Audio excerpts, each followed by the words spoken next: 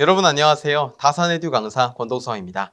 우리가 이번에 배워볼 것은 바로 전동기입니다. 전동기라고 많이들 들어보셨을 텐데요. 네, 맞습니다. 여러분도 지금 집에 갖고 계신 것들도 전동기가 있죠. 어떤 것이 있죠? 네, 선풍기 좋습니다. 선풍기와 그리고 음식 갈 때 쓰는 그런 믹서기 이런 것도 다 전동기고요.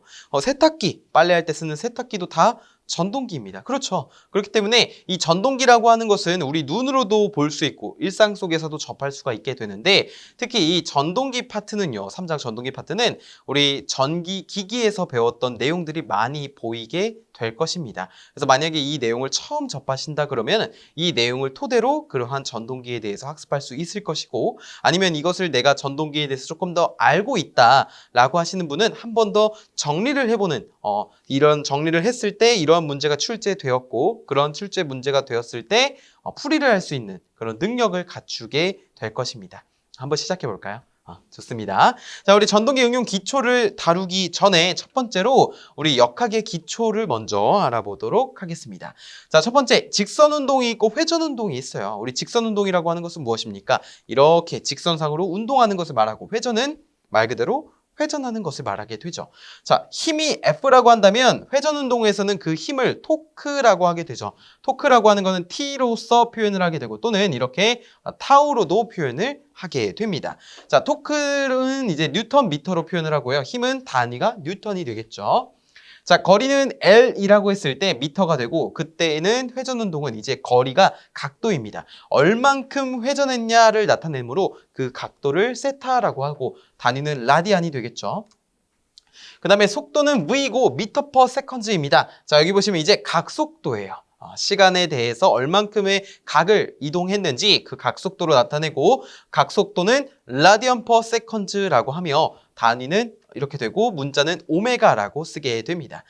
자, 그 다음에 가속도라고 해서 A라고 하는데 미터 퍼 제곱 세컨즈가 되죠. 근데 각 가속도라는 것이 이 회전 운동에서 생기게 됩니다. 그래서 라디안 퍼 제곱 세컨즈가 되겠죠. 자, 질량을 M이라고 했을 때 킬로그램이라면 관성 모멘트라고 하는 것이 등장하게 됩니다. 관성 모멘트라고 하는 것은 계속해서 회전하려는 성질이라고 이해하시면 돼요. 자, 그때의 단위는 킬로그램 제곱미터가 되는 것입니다. 문자 중요한데요. 자, 문자라고 하는 건 J라고 씁니다. J. 아시겠죠? 자, 그래서 우리가 운전역학의 기초를 이렇게 비교를 할 수가 있겠다. 그래서 여러분도 직선과 회전을 이렇게 좀 비교해서 매칭시켜 주시면 되겠습니다. 자, 이어서 우리 다음 내용을 한번 같이 볼게요. 다음 내용 보시면 자, 우리 회전 운동의 기본식이라고 해서 토크, 그리고 관성 모멘트, 그리고 운동 에너지, 발열 손실 이렇게 지정이 되어 있는 것을 확인하실 수가 있는데 첫 번째로 토크입니다. 자, 회전 운동 방금 전에 표에서 가장 위에 있던 그 토크죠. 토크라고 하는 것은 J가 뭐였죠? 관성 모멘트라고 하는 것과 어떤 것의 곱입니까? dt분의 d 오메가입니다. dt분의 d 오메가라고 하는 것은 시간에 대한 각속도의 변화량을 의미하게 되고 그것을 곱하게 되었을 때 이 뉴턴 미터라는 단위로 정리가 되며 여러분이 이 식은 형태만 좀 잘 기억을 해주시길 바라겠습니다. 자, 두 번째로 관성 모멘트 J입니다. J는 물체의 회전 운동에 대해서 변화를 줬을 때 이 물체가 회전 상태를 계속해서 유지하려는 성질, 이것을 관성 모멘트라고 표현을 하게 됩니다. 그래서 관성 모멘트는 J는 G 곱하기 2분의 D의 제곱이라고 표현을 하고요. 자, 4분의 GD의 제곱으로서 표현을 하게 됩니다. 그때 단위는 킬로그램 제곱미터예요. 자, 이거는 제곱미터로 보여주시면 됩니다. 교재에도 제곱미터로 되어 있죠. 자, 그래서 관성 모멘트식 꼭 기억할게요. 뭐라고요? 4분의 GD의 제곱. 여기서 G, D가 뜻하는 것은 밑에 식에서 확인하실 수가 있습니다. 자, 밑에 볼게요. 운동 에너지 W라고 하는 것은 W는 2분의 1 GV의 제곱입니다. 2분의 1 GV의 제곱. 자, 이건 어디서 나왔냐면요. G는 이제 물체의 질량이에요. 그러니까 휠. 이제 바퀴 같은 거 있죠. 그걸 휠이라고 하잖아요. 그 휠의 전체 질량을 G라고 하게 됩니다. 자, 이 식 어디서 나왔을까요? 우리. 자, 운동 에너지 2분의 1 MV의 제곱이라는 식에서 끌어온 거예요. 회전운동으로 바꿔준 거고 그때 2분의 1 GV의 제곱으로 쓰는데 우리 회전운동에서 한 번 더 식을 쓰는 것이 있는데요. 바로 V는 R 곱하기 오메가입니다. 자, 속도라고 하는 것은 반지름 곱하기 각속도가 되겠는데 V는 R 오메가가 되어서 이렇게 2분의 1 G R의 제곱 오메가 제곱이 되는 거예요. 자, 그 다음에 2분의 1 J 오메가 제곱이 됩니다. 이거 어디서 나왔냐면요. 바로 이 G R의 제곱이 J로서 정리가 됩니다. J로서 정리가 돼요. 자, 근데 이 식은 이렇게 된 이유는 무엇일까요? 바로 이 위에서 정리를 했죠. 관성 모멘트라고 하는 것은 G 곱하기 2분의 D의 제곱입니다. 여기서 D는 회전 지름이에요. 회전하는 전체 지름. 그러면은 R은 무엇일까요? 반지름을 나타내는 것이겠죠. 그래서 우리가 G의 R의 제곱이 뭐라고요? 관성 모멘트 J인데 이 J를 지름에 대해서 나타내고 싶어요. 그래서 우리가 여기다가 이 두 번째 식과 같이 2분의 D를 R에다 집어넣고 자 이것을 정리를 해서 4분의 GD의 제곱이 된 겁니다. 물론 단위는 킬로그램 제곱미터가 되는 것이죠. 이게 관성 모멘트가 되는 것인데요. 그러면은 자 GD의 제곱만 냅두고 4를 좌항으로 넘겨보겠습니다. 그럼 뭐가 되죠? GD의 제곱은 4J가 됩니다. 맞습니까? 그러면은 J가 뭐라고 했어요? 관성 모멘트잖아요. 즉 GD의 제곱이라고 하는 것은 관성 모멘트의 4배가 되는 것이죠. 그래서 우리가 이제부터 GD의 제곱은 플라이 휠 효과라고 부르게 될 것입니다. 지금 팁박스에도 적혀 있듯이 플라이 휠 효과라고 하는 것은 무엇이에요? 축의 에너지가 계속 쌓이는 것을 의미한다고 보시면 됩니다. 그래서 플라이 휠 효과가 커진다라고 하는 것은 관성 모멘트도 같이 커지고 있다라는 것을 나타내는 것이에요. 여기서 짚고 넘어가야 될 것은 관성 모멘트는 플라이 휠 효과의 4배다라고 하는 것을 알고 계시면 되겠습니다. 그래서 여기 보시면 2분의 1j 오메가 제곱까지 했고 여기서 오메가는 동기 각속도인데 그냥 각속도라고 기억하시면 되겠고요. 결국에 어쨌든 이 발열 손실 W라고 하는 것은 J 오메가인데 J가 4분의 G D의 제곱이잖아요. 그렇죠? 그러면 4분의 G D 제곱을 여기다 대입을 했을 때 이렇게 정리가 되잖아요. 맞습니까? 그러면 이렇게 정리가 되었을 때 이 오메가를 이렇게 바꿔준 겁니다. 이 오메가가 뭐라고 했습니까? 각속도라고 했잖아요. 자, 우리가 이 토크라고 하는 것은 오메가분의 P로서 정리가 됩니다. 그런데 이 오메가라고 하는 것은 각속도인데요. 이 각속도라고 하는 것은 2파이 곱하기 초속이에요. 초당 회전수. 2파이 곱하기 초당 회전수가 뭐라고요? 각속도라고요. 그러면 이걸 분당 회전수로 바꾸려면은 자, 초를 분으로 바꾸려면 어떻게 하죠? 60으로 나눠줘야 되잖아요. 우리 60초는 몇 분입니까? 1분이죠. 그럼 60초를 60으로 나눴으니까 1분이 된 거잖아요. 그래서 2파이 n을 이 초당 회전수를 분당 회전수로 바꿔주려면 60분의 2파이 이번에 대문자 n으로 이렇게 표현이 되는 겁니다. 그래서 여기에 이렇게 되는 거예요. 자, 이렇게 해주면 계산을 했을 때 이 상수값을 다 계산을 하면 730분의 1 곱하기 GD의 제곱의 n제곱 단위는 줄이 되는 겁니다. 줄. 이거 꼭 기억해 주세요. 문제에서 출제된 적이 있습니다. 그렇기 때문에 제가 중요하다고 말씀을 드리는 거겠죠. 자, 그 다음에 이 730분의 1 GD제곱 N제곱이라는 식을 이용해서 우리가 다른 문제를 또 풀어보면은 자, 회전자가 자, 이것이 어떻게 정리가 되냐면은 회전자가 N2라는 속도 다시 써볼게요. N2라는 속도에서 분당 회전수에서 RPM에서 N1이라는 속도로 감속했을 때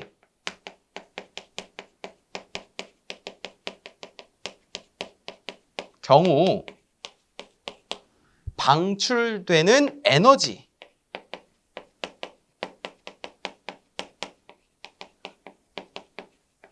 는 이라고 물어본다 라고 한다면 여러분 이 식을 그대로 이용해 주시면 되는데요. 730분의 1 GD의 제곱까지는 똑같습니다. GD의 제곱. 근데 속도가 N2에서 N5로 줄었죠. 그러면은 그 줄어든 만큼 N2 제곱 마이너스 N1의 제곱을 이렇게 곱해주고 단위는 줄 이렇게 해주셔야만 우리가 이 문제에 대한 답을 풀어줄 수가 있을 것입니다. 그래서 이 공식을 이용한 이 공식을 물어보는 문제가 출제되었기 때문에 여러분은 이 내용도 추가적으로 좀 학습을 해주시길 바라겠습니다. 괜찮으세요? 좋습니다. 우리 두 번째는 속도 토크 특성을 봐볼게요. 속도 토크 특성. 일반적으로 전동기는 기동할 때 힘을 많이 필요로 할까요? 아니면은 운전할 때 힘을 많이 필요로 할까요? 가만히 생각해보면 우리 언덕에서 예를 들어 자전거를 타고 올라간다 생각해보면 힘이 처음에 많이 들어갑니까? 중간부터 많이 들어갑니까? 처음에 많이 들어가죠. 그 힘을 이겨내기 위해서 굴러가기 위해서 우리가 발에 힘을 세게 주잖아요. 자동차도 시동을 걸면 우웅 합니다. 그렇죠? 우리 경운기 같은 거 시동 걸 때도 우웅 하잖아요. 처음에 우웅 하는 순간 이것이 바로 기동할 때인데 전동기는 기동할 때 힘을 많이 필요로 합니다. 그래서 기동 시에는 전동기의 토크가 이 부하 토크보다 커야 돼요.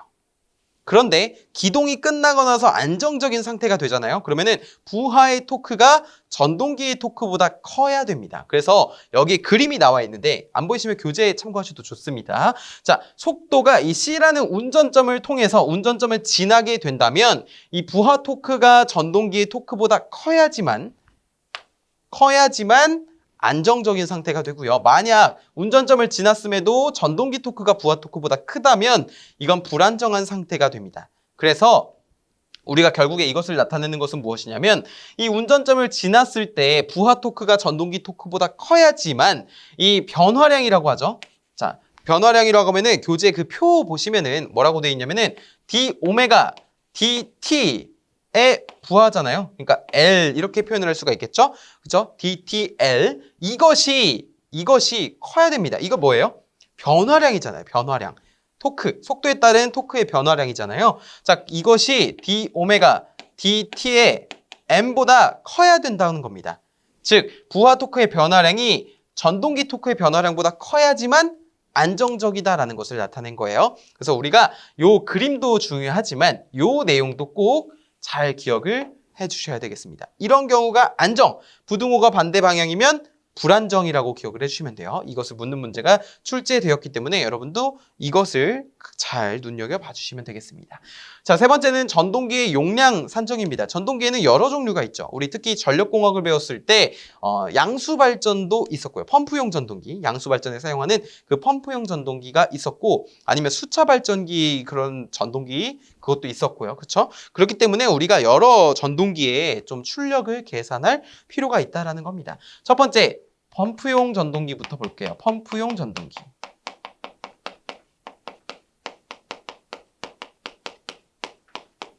펌프용 전동기는 식이 두 개로 나뉘어지게 됩니다. 자, 그런 것은 이제 양수량으로부터 결정이 되는데 첫 번째 공식은요. 교재에 나와 있는 대로 P는 6.12에 곱하기 2타 분의 뭐예요? K, Q, H가 되죠. 자, 여기서 K라고 하는 것은 여유 계수를 의미하게 되고요. Q라고 하는 것은 양수량은 양수량인데 단위가 중요합니다. 자, Q. 여기 밑에다 적어볼까요? Q라고 하는 것은 뭐라고요? 양수량인데 단위가 세제곱미터 퍼 미닛이 됩니다. 그리고 H라고 하는 것은 유효 양정을 뜻하게 됩니다. 높이, 낙차죠. 자, 그래서 이렇게 했을 때 기본 단위가 킬로와트로 나온다는 거예요. 어떤 전동기가? 펌프용 전동기가. 자, 그러면 두 번째 공식이 또 있잖아요. 그건 뭐라고 적혀 있나요? P는 6.12가 이제 아니라 9.8 K, Q, H를 무엇으로 나눠줘요? 2타로 나눠주게 되죠. 물론 단위는 킬로와트로 똑같은 것을 확인할 수가 있는데 자, 이때 Q는 뭘까요? 양수량은 양수량인데 단위가 초당 양수량이 됩니다. 그래서 몇 세제곱미터 퍼 세컨즈라고 써줄 수가 있겠죠. 자, 그래서 우리가 이 차이는 뭐냐면 이 9.8과 6.12의 차이가 뭘까요? 9.8이라고 하는 것을 60으로 나눠주면요. 6.12분의 1이 됩니다. 어렵지 않죠. 그러니까 즉 뭐예요? 내가 9.8이라는 식을 이용하려면 이 Q가 초당 양수량의 단위여야 되고 6.12라는 것으로 이용하려면 내가 분당 양수량의 단위가 되어야 된다는 거예요. 그래서 그 차이는 60으로 나눠준다는 겁니다. 그래서 문제에서 어떻게 주어지든지 간에 우리가 이 단위만 잘 확인을 하면 풀 수가 있다라는 것이죠. 그래서 펌프용 전동기는 이런 식으로 계산이 되는 것이고요. 자, 그다음에 두 번째는 권상기용 전동기가 있습니다. 권상기용 전동기.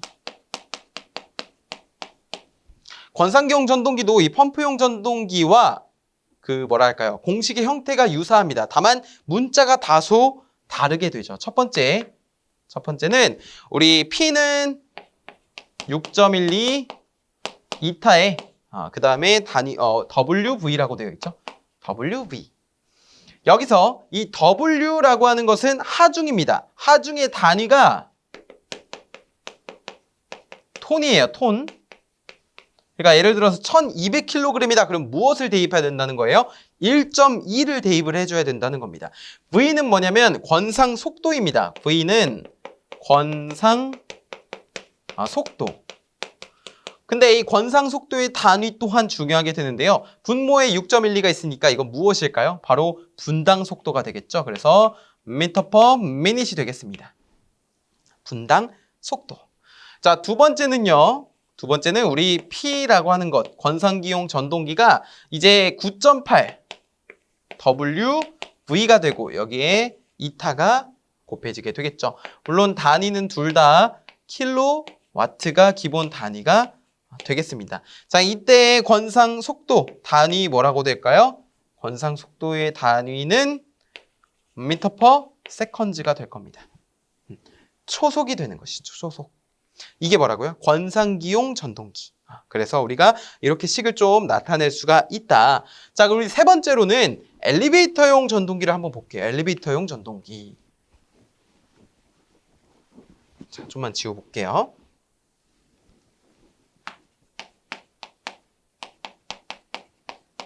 엘리베이터는 아마 다들 모든 분들께서 알고 계실 것입니다. 공식을 안다는 것이 아니라 엘리베이터가 무엇인지 다들 알고 계실 거예요. 오늘 엘리베이터를 타신 분들도 계실 것이고 우리 눈으로도 많이 볼 수 있는 것이기 때문에 엘리베이터용 전동기는 말 그대로 엘리베이터를 올리거나 내릴 때 쓰는 그런 전동기를 의미하게 됩니다. 그래서 우리가 먼저 특징을 정리할 필요가 있는데요. 자, 엘리베이터용 전동기는 사람이 타는 것이죠. 그렇죠. 그렇기 때문에 일단 소음이 작아야 됩니다. 소음이 작다. 작을 것, 작아야 한다라는 것을 의미하게 되고, 자, 두 번째는 기동 토크가 커야 됩니다. 기동 토크가 커야 한다. 자, 세 번째는 가속도의 변화율이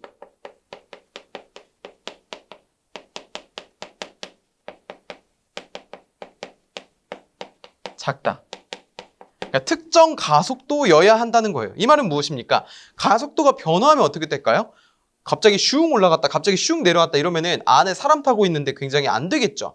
위험하잖아요. 그렇죠? 넘어질 수도 있고. 그렇기 때문에 이 가속도의 변화율이 거의 일정해야 됩니다. 일정한 속도로 이렇게 올라가야지만 그래야지만 우리가 엘리베이터용 전동기로 적합하다라고 볼 수가 있는 것이죠. 자, 그리고 네 번째는 이 엘리베이터는 어때요? 누가 누르면 올라가고 누가 누르면 내려가고 이러잖아요. 즉 기동과 정지가 빈번합니다. 맞습니까?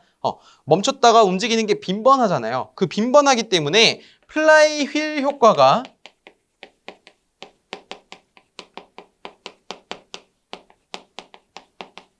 어때야 될까요? 작아야 되겠죠. 작아야 한다.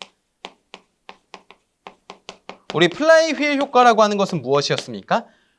회전을 계속하려는 성질이잖아요. 그렇기 때문에 이 플라이휠 효과가 크게 된다면 플라이휠 효과가 회전을 계속하려는 성질이 아니라 관성 모멘트가 회전을 계속하려는 성질이었잖아요. 근데 그 관성 모멘트 공식에 플라이휠 효과 GD의 제곱이 있었습니다. 그러면은 이 플라이휠 효과가 커져 버리면 어떻게 돼요? 관성 모멘트도 같이 커지죠. 그러면은 회전을 계속하려는 성질이 커지게 되는데 이 엘리베이터가 기동과 빈번이 잦은 대신에 만약에 이러한 관성 모멘트가 크다면 회전을 계속하려는 성질이 크기 때문에 조금 더 불안정해질 수가 있게 되는 것이죠. 승차감이라든지 그런 것들이. 그렇기 때문에 엘리베이터의 플라이휠 효과는 작아야 되겠습니다. 이해되시죠? 우리 기동 정지가 빈번하다라는 것을 이 개념에 연관시키면 쉽게 이해하실 수가 있을 것입니다. 자, 그리고 다섯 번째 특징은요. 우리가 유도 전동기 또한 사용될 수 있다는 점입니다. 유도 전동기 사용 가능 이렇게 꼽을 수가 있겠죠.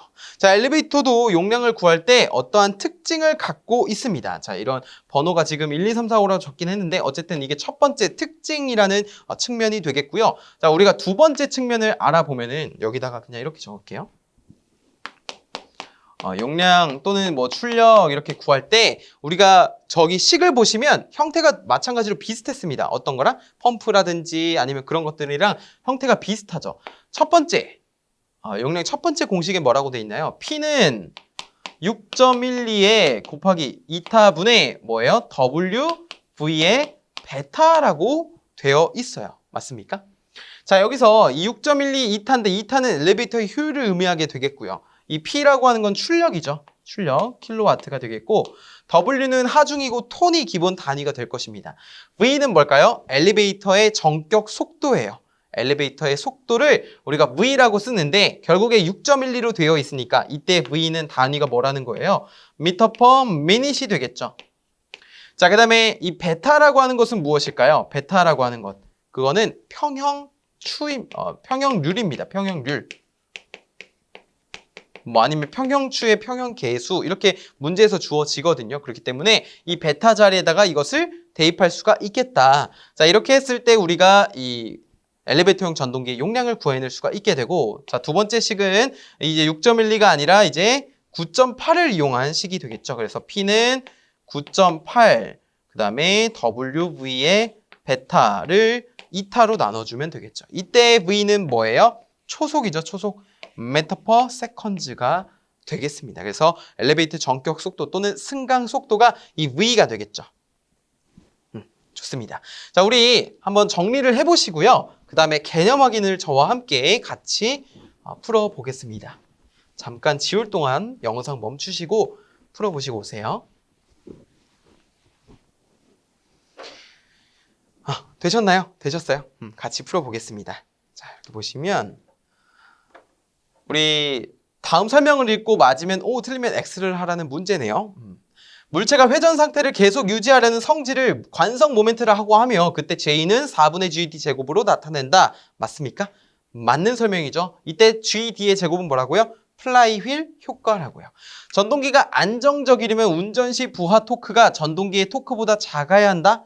아니죠. 기동 시에 기동 토크가 부하 토크보다 커야 되고요. 운전 시에는 부하 토크가 전동기 토크보다 커야 됩니다. 그렇기 때문에 틀린 설명이 되는 거예요. 엘리베이터용 전동기는 플라이휠 효과가 작아야 한다라고 했는데 엘리베이터는 기동과 정지가 빈번하기 때문에 이 플라이휠 효과가 작아야지만 관성 모멘트가 작아져서 유리하다라고 했습니다. 그래서 O가 되겠죠. OX, O라고 표현을 할 수가 있겠습니다.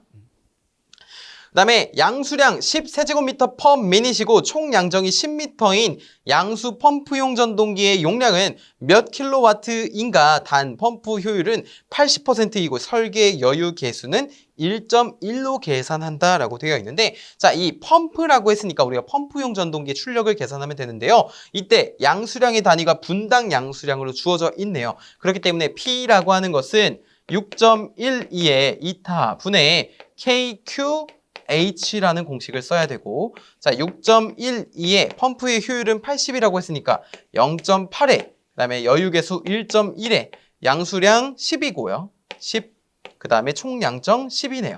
자, 이것을 계산하게 된다면 우리가 22.47kW가 됩니다.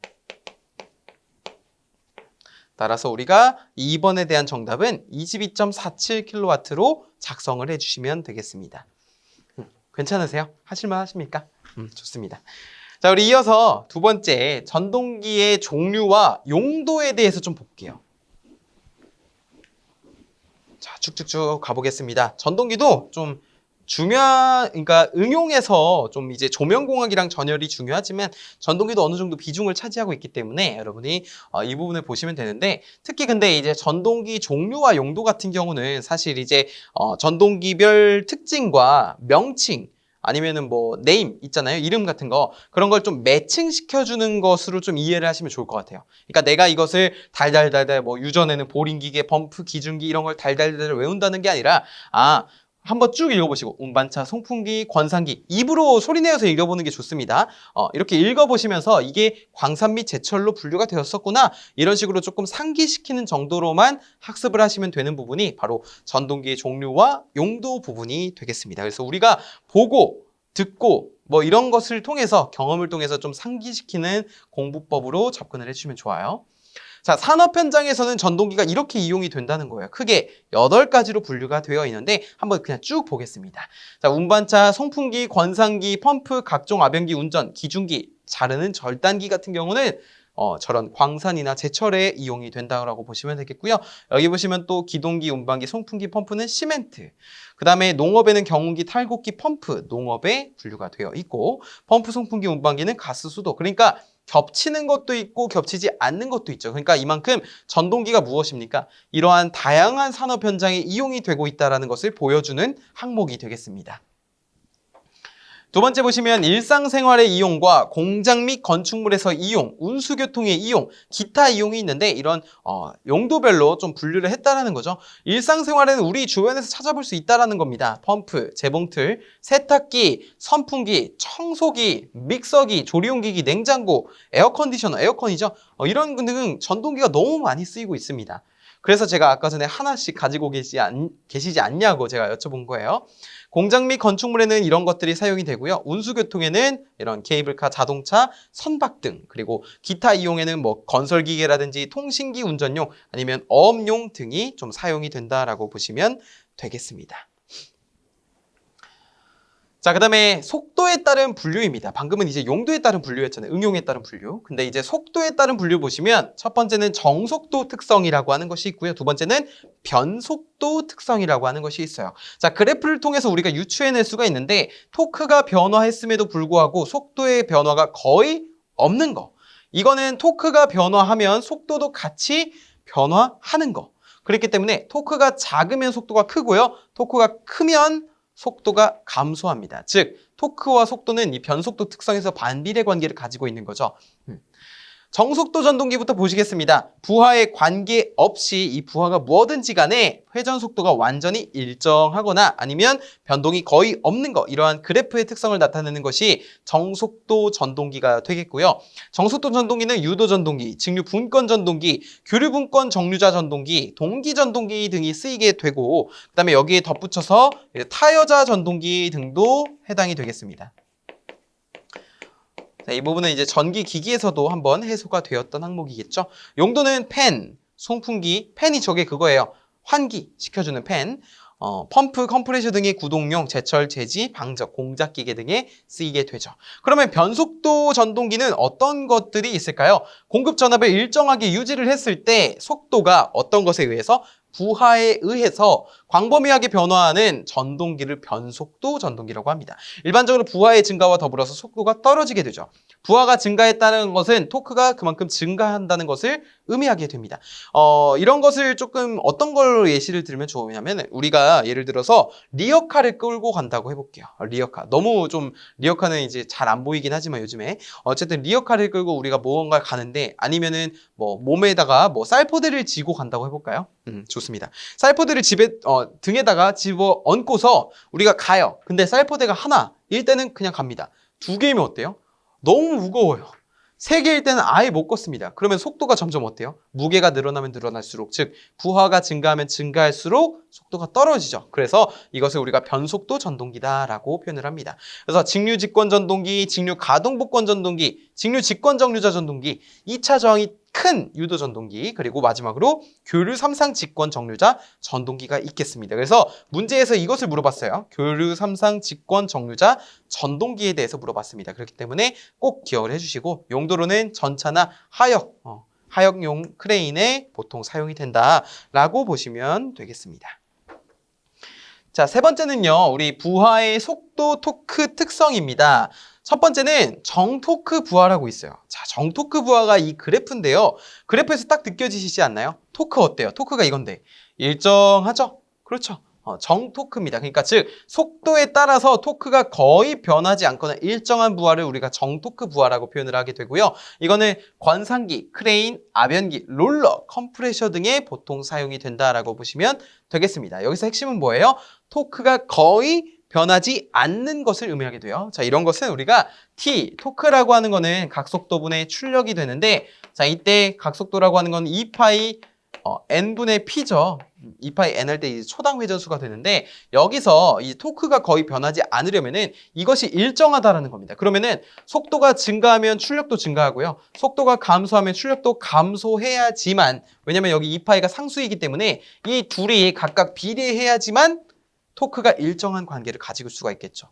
만약에 이제 출력이 증가했는데 속도가 감소하면 더 커지잖아요. 그렇기 때문에 우리가 이런 정토크 부하는 이러한 성질을 가지고 있다라고 기억을 좀 해주시면 되겠습니다. 자, 두 번째로는 우리 정출력 부하 또는 정동력 부하라고 하는데요. 문제에서 어떻게 표현하는지에 따라 다르지만 같지만 정동력, 정출력 둘 다 동일한 것을 나타내는 것입니다. 무거운 것은 낮은 속도로, 가벼운 것은 빠른 속도로 작업하는 것처럼 회전 속도가 바뀌더라도 동일한 동력. 그러니까 문제를 쭉 읽다가 동일한 동력이라는 말이 나오면 무조건 정동력 부하 또는 정출력 부하를 떠올려 주셔야 됩니다. 아시겠죠? 자, 그럴 때 대표적인 예가 이거예요. 이거 굉장히 중요합니다. 직류, 직권 전동기. 문제에서 많이 나왔어요. 그렇기 때문에 권상기, 압연기, 하역기계 등을 이렇게 좀 용도로 쓰인다. 어떤 용도? 정동력 부하 용도. 자, 그런데 우리가 이제 권상기나 압연기 이런 게 계속해서 중복돼서 나오잖아요. 그만큼 무엇입니까? 이 권상기라든지 압연기라든지 이런 것이 좀 여러 군데서 사용이 된다. 어느 하나 국한된 것이 아니라 좀 여러 군데서 사용이 된다라고 좀 이해를 하시면 좋아요. 그래프를 보시면 속도에 따라서 어떻습니까? 토크가 감소하는 형태를 나타내고 있죠. 이것이 우리가 정동력입니다. 출력은 일정해야 돼요. 아까 전에 그림이랑은 다릅니다. 아까는 이거인데 이제는 이거예요. 아시겠죠? 좋습니다. 자, 좀 지워보고요. 우리 다음에 이제 볼 거는 용도에 따른 분류입니다. 용도에 따른 분류. 아까 전에 응용이었다면 이제 용도죠. 자, 1번 직류전동기라고 되어 있는데 우리 직류전동기 종류 여러 가지가 있죠. 뭐 직권도 있고 분권도 있고 복권도 있고 이런 것들이 있는데 분권 전동기 같은 경우는 정속도 전동기로서 작용을 한다면 송풍기라든지 공작기계, 인쇄기 등에서 이러한 속도가 일정한 전동기에 쓰이게 됩니다. 분권 전동기에서 다속도로 하게 된다면 권상기, 압연기, 공작기계 등에 보통 쓰이게 되고요. 여기 보시면 이렇게 겹치는 항목이 있죠. 그래서 한번 쭉 읽어보세요. 쭉 읽어보시면 이렇게 권상기들이 많이 보이게 될 겁니다. 여기도 있고요. 그 다음에 밑에도 있고, 그쵸? 여기도 권상기 있고, 그렇기 때문에 좀 유사하구나 이런 용도들이. 그래서 이러한 용도들이 쓰이는구나라고 보시면 되고, 특히 단상 유도 전동기 같은 경우는 뒤쪽에서 이제 단상 유도 전동기의 그런 정의들에 대해서 한 번 더 학습을 해볼 것입니다. 자, 지금 이 시간에서는 이러한 단상 유도 전동기 종류가 있는데 그러한 종류들이 이렇게 되어 있고, 추후에 우리가 단상 유도 전동기에 대해서 한 번 더 정리를 했을 때 그래서 이런 것에 사용이 되는구나라고 이해를 하시면 조금 더 효과적으로 학습을 하실 수가 있을 것입니다. 그래서 직류전동기, 단상유도전동기, 삼상유도전동기를 한번 용도에 따라서 이렇게 분류했거나 매칭만 시켜보세요. 아시겠죠? 좋습니다. 우리 전동기의 선정을 한번 볼게요. 특징을 알아보기 전에 제가 말씀드리고 싶은 거는 아까 전에도 말씀드렸지만 입으로 소리 내어서 읽어보는 거예요. 입으로. 자, 동력 전달이 간단하다. 이런 식으로 입으로 소리 내어서 읽으면 나도 모르게 머릿속에 이렇게 쏙쏙 들어오게 됩니다. 그래서 제가 입으로 계속 소리 내서 읽어보라는 거예요. 달달달달 외우지 마시고 읽어보는 겁니다. 동력 전달 간단해야 되고요. 종류 및 구조에 따라서 선택할 수 있어야 되고요. 동력의 집중과 분배가 쉬워야 되고요. 제어가 간단해야 되고 효율 좋고 경제적이어야 되겠고요. 그렇죠? 단락사고 시 영향이 크다는 것이 전동기의 특징이고, 이 특징이 이제 전동기 단락사고가 뭐냐면 일명 쇼트라고 하죠. 쇼트라고도 표현을 하는데 흔히들 모터가 탔다라고 표현을 하게 됩니다.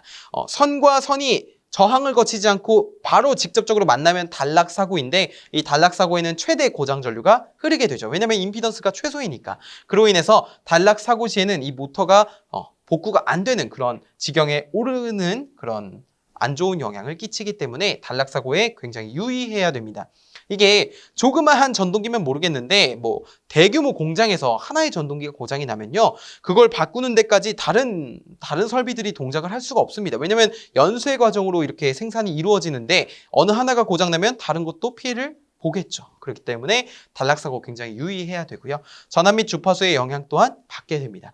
전동기에는 전격 주파수와 전격 전압이라고 하는 것이 있는데 자 이런 것이 조금 더 바뀌게 된다면 높아지거나 낮아지게 된다면 둘 다 안 좋습니다.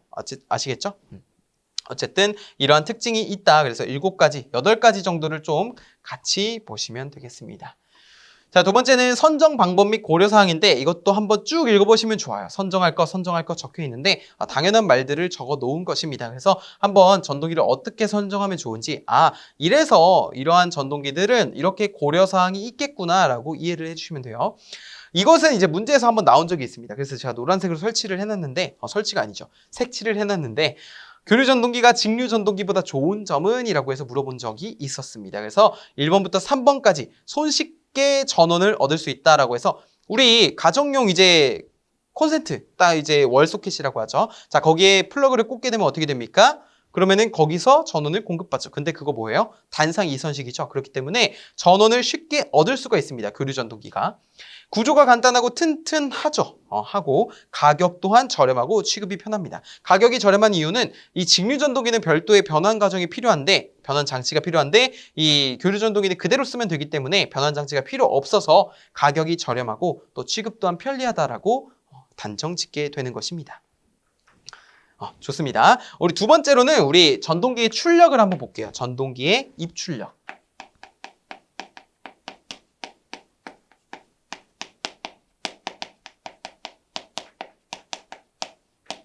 전동기 입출력입니다. 첫 번째는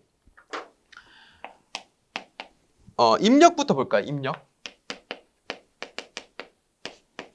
단상일대와 삼상일대 조금 전력이 다른 건 알고 계십니까 혹시? 그쵸? 맞습니다. 단상일대와 삼상일대로 이렇게 나누어지게 되죠. 그쵸?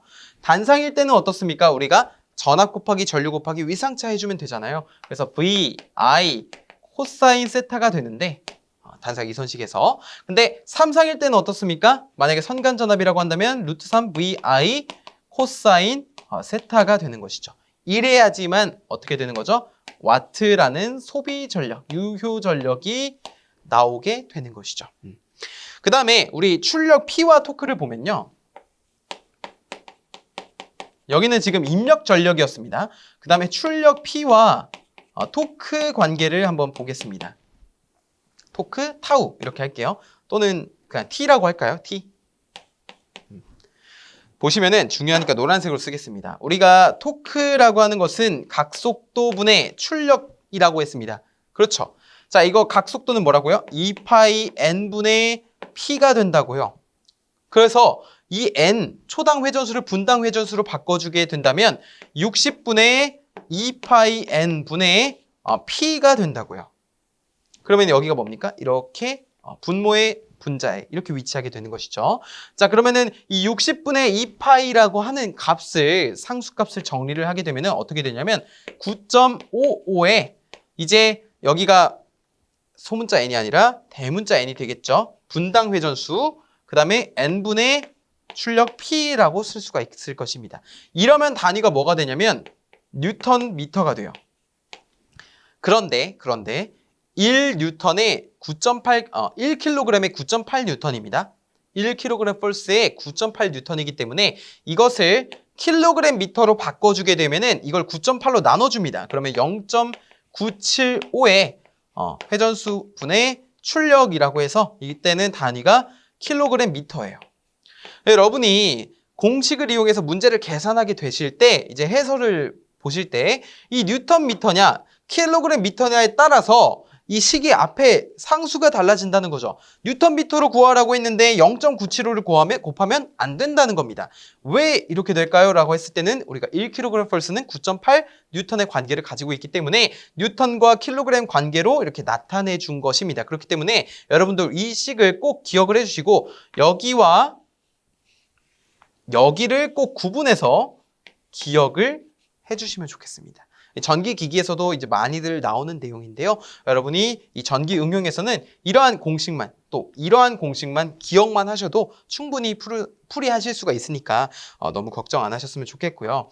자, 그리고 그 세 번째 보시면 효율이라고 있는데 효율이 실측 효율이랑 규약 효율이 있습니다. 실측 효율이라고 하는 것은 말 그대로 그냥 입력분의 출력이 되는 것이고요. 규약 효율이라고 하는 것은 우리 전동기에서의 규약 효율은 입력분의 입력 마이너스 손실이에요. 그렇기 때문에 거기에 P1분의 P1-PL 곱하기 100%로 표현을 해둔 것입니다.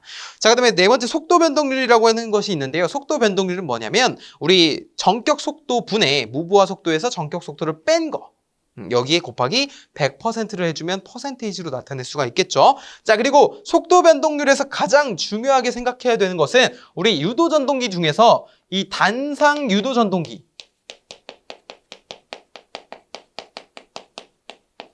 단상 유도 전동기가 속도 변동률이 최대입니다. 아니면 일반적으로 삼상 유도 전동기보다 이러한 속도 변동률이 크다라고 기억을 하시면 되는데 어쨌든 문제에서 다음 중 속도 변동률이 최대인 것은 이라고 물어본다면 이러한 단상 유도 전동기가 정답이 됐던 문제가 출제되었기 때문에 여러분은 이 유도 전동기에서 속도 변동률에 관한 내용이 나왔을 때 이 내용을 떠올려 주시면 되겠습니다. 아시겠죠? 자, 좋습니다. 이제 얼마 안 남았는데요. 정말 잘하고 계십니다. 한번 쭉 지우고 우리 전동기의 전격 한번 볼게요. 자, 전동기 전격이 무엇이 있는지 한번 이렇게 지울 동안 한번 눈으로 쭉 보시면 좋을 것 같습니다. 이 전동기 전격 같은 경우는 물어봤어요. 어디서 물어봤냐면 문제에서 물어봤죠. 그렇죠? 자, 같이 보시면요. 우리 전격에 세 가지가 있습니다. 첫 번째, 연속 전격이 있고요. 두 번째, 단시간 전격이 있고요. 세 번째, 반복 전격이라고 하는 것이 있어요. 자, 연속 전격이라고 하는 것은 우리가 이 정의를 쭉 외울 필요는 없습니다. 전동기 전격에는 연속, 단시간, 반복, 연단, 반 이렇게 세 가지가 존재하는구나만 기억하시면 돼요. 연속 전격은 지정 조건 밑에서 연속으로 사용했을 때 규정으로 정해진 온도 상승, 기타의 제한을 넘지 않는 전격을 말하게 되고요. 그 다음에 지정된 일정한 단시간의 사용 조건으로 운전했을 때 이 규정으로 정해진 온도 상승 그리고 기타의 전격을 제한을 넘기지 않는 전격을 우리가 단시간 전격. 그 다음에 반복은 반복 사용. 아시겠죠? 연속은 연속 사용, 단시간은 단시간 사용, 반복은 반복 사용. 어렵지 않습니다. 그래서 여러분이 연단, 반 이것만 잘 기억하시면 되겠습니다. 그 다음에 소음입니다. 우리 전동기를 기동하게 되면 거기에 따른 소음이 발생하게 되는데 또는 운전 중에도 소음이 발생하죠. 근데 소음의 원인이 세 가지가 있다는 겁니다. 첫 번째, 전기적 소음이 있어요. 전기적 소음은 고조파에 의한 자속이 이렇게 맥동함으로 인해서 노이즈죠, 일종의. 그런 노이즈에 의해서 소음이 발생할 수가 있고요. 아니면 전자력이 조금 더 치우치는 편심에 의한 소음이 발생할 수도 있겠습니다. 기계적인 소음은 대부분 이제 기계적인 소음이라고 한다면 이 베어링의 소음입니다. 베어링. 전동기를 이제 마찰을 줄여주는 그 베어링이 있는데 그 베어링이 손상되거나 조금 안 좋아진다 그러면 거기서 대부분의 기계적 소음이 발생하게 됩니다. 그래서 우리가 기계적 소음은 대부분 베어링을 교체하면 해결된다고 보시면 되겠고요. 자, 세 번째는 통풍 소음입니다. 회전자의 회전, 냉각팬 및 통풍 덕트 등에 대해서의 바람에 의한 소음을 통풍소음이라고 하죠. 우리 자동차 운전하고 갈 때 풍절음이라고 하죠. 문을 분명히 닫고 창문도 닫았음에도 불구하고 자동차가 빠른 속도로 가게 되면은 바람을 이렇게 저항을 받게 되잖아요. 바람에. 근데 그 바람이 지나갈 때 그 소리가 있습니다. 되게 듣기 싫은 그런 소리가 발생하게 되는데 이 자동차를 설계할 때 그러한 풍절음을 얼마나 줄이느냐가 이 럭셔리카로 가는 그런 지름길이라고 표현을 하기도 하죠. 그렇기 때문에 이 통풍소음도 전동기에서도 있게 된다라고 보시면 되겠습니다. 다섯 번째는 전동기의 진동이 발생하는 원인입니다. 전동기 진동은 우리가 두 가지 원인으로 좀 꼽을 수가 있겠는데요. 첫 번째는 이제 기계적인 원인이랑 두 번째는 전자기적 원인이 되겠습니다. 여기 보시면 기계적 원인에는 뭐라 되어 있나요? 회전자의 동적 및 정적 불평형 그리고 조립 시의 이상한 조립이죠. 축의 임계 속도에서의 운전, 그러니까 조금 아슬아슬하다라는 거예요. 베어링의 불평형일 때 기계적인 진동이 발생하더라. 그 다음에 전자기적 원인이 있게 되는데, 자, 극자속의 불균형, 회전자 바의 소손, 회전 시의 공극의 변동에 의해서 우리가 전자기적 원인에 의해서 진동이 발생하더라. 그리고 특히 이 전자기적 원인 중에서 이 세 번째, 회전 시 공극의 변동이 실제 문제로 출제된 적이 있습니다. 그래서 전자기적 원인 같은 경우 꼭 세 가지 기억하기 쉽겠죠. 이제 세 가지 물어보고 한 가지 딱 그냥 정답으로 놓기가 편하지 않을까요? 그렇죠? 그렇기 때문에 이 세 가지를 꼭 잘 기억을 해주셨으면 좋겠고요. 특히 극자속의 불균형 같은 경우는 고정자나 이런 회전자 철심의 자기적인 불평형 또는 고조파에 의한 자기의 불평형을 의미하게 됩니다. 좋습니다. 그 다음에 여섯 번째 볼게요. 여섯 번째 보시면 전동기의 형식이라고 되어 있는데요. 방수형, 방식형, 방폭형, 그리고 방적형, 내산형, 수중형으로 되어 있습니다. 자, 여기서 방수형이라고 하는 것은 1에서 3분 동안 주수하여도 물이 침입할 수 없는 구조, 워터프루프라고 하죠. 우리 선크림도 방수라고 하면은 물에 잘 씻겨나가지 않는 것을 의미하잖아요. 자, 그리고 방식형은 부식을 방지한다 그래서 방식형입니다. 그래서 실용상 지장 없이 사용할 수 있는데 이런 부식의 염려 없이 사용할 수 있는 전동기가 방식형 전동기. 만약에 폭발성 가스가 존재하는 곳에 설치한다면 방폭형 전동기. 만약에 이제 물방울 이런 것이 전동기 내로 침입할 수 없도록 하는 것은 방적형. 바닷바람이나 염분이 많은 것, 삼성으로부터 이제 배출하는 거죠. 그러니까 내산형이 되겠고, 그다음에 수중에서 지정된 압력에서 지정 시간 동안 연속 사용해도 지장이 없는 구조를 수중형 전동기라고 부르게 됩니다. 자, 일곱 번째 보시면 절연물의 허용 온도라고 되어 있습니다. 그 밑에 제가 팁박스에다가 야, 이불 편했어 라고 적어 놓았는데 굉장히 당황스럽지 않으셨어요? 그쵸? 이게 뭐 잘못 인쇄된 건가 라고 싶기도 하잖아요. 그쵸? 하지만 제가 그걸 왜 적어 놨냐면 암기법입니다. 암기법. 자, 보여드릴게요. 왜 야, 이불 편했어 라고 적어 놨을까? 자, 어떻게 하면 이 절연물의 허용 온도를 이게 공사재료 파트에서도 나오거든요. 계속해서 나오기 때문에 계속 설명을 드리는 건데 이걸 어떻게 하면 여러분이 조금 더 효과적으로 쉽게 외울 수가 있을까? 그냥 무작정 문자를 매칭하는 걸로는 잘 안 외워질 것 같은데 어떻게 하면 접근할 수 있을까 고민을 하다가 제가 발명해 낸 것입니다. 자, 먼저 Y를 쓰시고요. A를 쓰시고요. E, B, F, H, C를 씁니다. 자, 여기서 교재에 쓰여 있는 것 같이 야, 이불 편했어. 근데 여기서 이제 했어 할 때 쌍시오 때문에 C로 그냥 한 겁니다. 아시죠? 여러분 눈치 빠르셔서 이미 이해하셨을 것 같습니다. Y가 뭐냐면 90이고요. A가 105도씨고요. E가 120도씨고요. 그 다음에 B가 130도씨고요. F가 155도씨, H는 180도씨, C는 180도씨를 초과하는 겁니다. 이게 절연물의 허용 온도인데 이 중간값인 요 B 있죠, B. 요 B가 우리가 130도씨라고 했죠. 근데 1과 3을 조금 합쳐놓으면 어떻게 될까요? 1과 3을 합쳐놓으면 마치 알파벳 B가 됩니다. 그래서 여기가 130도씨구나 라는 것을 또 유추해낼 수가 있겠죠. 괜찮으세요? 마음에 드시나요? 마음에 드셔야 될 텐데. 그래야지 제 또 마음에 드는데 어쨌든 절연물의 허용 온도도 이렇게 종이 있는데요. 만약에 허용 최고 온도를 물어보고 이 절연물의 종류를 물어본다든지 아니면 절연물 종류 F종의 최고 허용 온도를 물어보게 된다면 그때 155도씨를 골라준다든지 이런 식으로 변형돼서 출제될 수 있기 때문에 여러분이 이 절연물의 허용 온도를 잘 기억을 해주셨으면 좋겠습니다. 자, 이렇게 전동기의 선정까지 마무리를 해봤는데요. 우리 남은 거 하나 있죠? 바로 개념 확인입니다. 개념 확인 한번 풀어볼게요. 자, 다음 설명을 읽고 맞으면 O, 틀리면 X를 하라는 문제입니다. 자, 첫 번째, 전동기의 규약 효율은 손실을 고려하지 않아도 되나요? 전동기 규약 효율 뭐였죠? 입력분의 입력 마이너스 손실 곱하기 100%. 그래서 X가 되겠죠? 손실 들어가야 됩니다.